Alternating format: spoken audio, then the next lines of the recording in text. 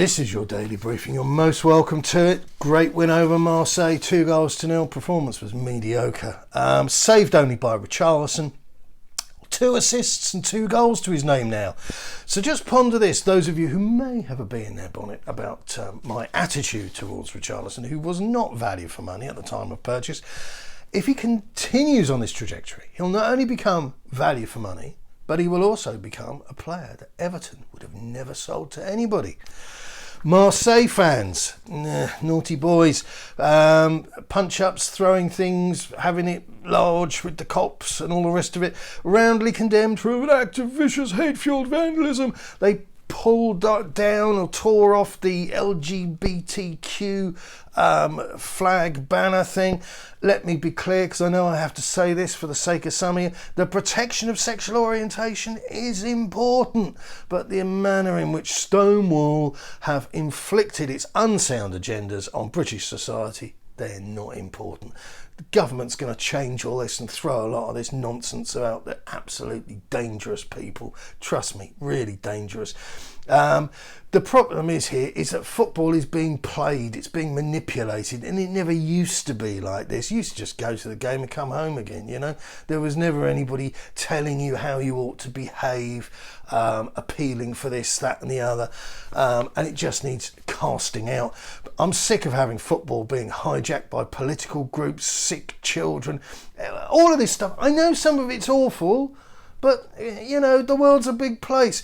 And I think the problem is that football, the problem with top flight football is because of its profile, there's always that thing lurking in the background about hooliganism and about the fact that, you know, it's where the yobs go. And if we're going to fix things in society, if we start with the yobs, education and control, they're not quick fixes and they're not inexpensive. But laces, kneeling, just stop it, go away. The world is a massive place now thanks to the internet. Take it there, you'll find some space. Just leave us to play football.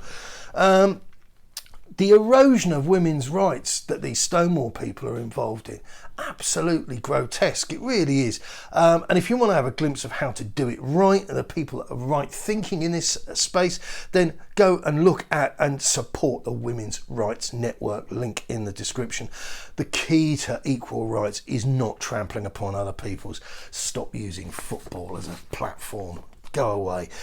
In other news, Sonny, bless him, had another miserable game, and at the risk of being branded a contrarian, is benching him really the answer? Class is permanent, form is temporary, and it is absolutely crucial to remind ourselves that this isn't some Dele Alli character we're dealing with here. Sonny is an accredited international, a proven goal scorer, a seasoned professional, and to my mind, swapping the lad out would be counterproductive. Play Sonny through his slump and show the boy some respect. It's not like one of his legs has been chopped off and we're hoping that it grows back. This can right itself as quickly as it wronged itself. So don't go crazy and say, oh, your offence, you do it. Resist the urge to make suggestions and just stick with the tried and tested. He will come right. There's also the point to be made, incidentally, that Manchester City, should the game go ahead, and there's more on that, he has tremendous form against them. So, you know. Sadly, Her Majesty the Queen Elizabeth II has died, and as a result, many sporting events have already been postponed. Protocol is that the monarch's funeral takes place 10 days after their death, and so hopefully common sense prevails, and what is already a manic fixture list isn't made worse by further delay. I'm an unashamed monarchist and strongly believe we do not need to turn this into a Victorian melodrama. I think it would also backfire. I think even people who were on the sort of, you know, not a Republican, not a monarchist, they would sort of say, well, why are we having this inflicted on us? My Substack link, I've got to plug the stuff. Substack link in the description. Over 4,000 subscribers, taken me by surprise, I can tell you. And this channel's on target for 10,000. If you haven't subscribed, subscribe away. That's it for now. Good luck. Keep it Tottenham.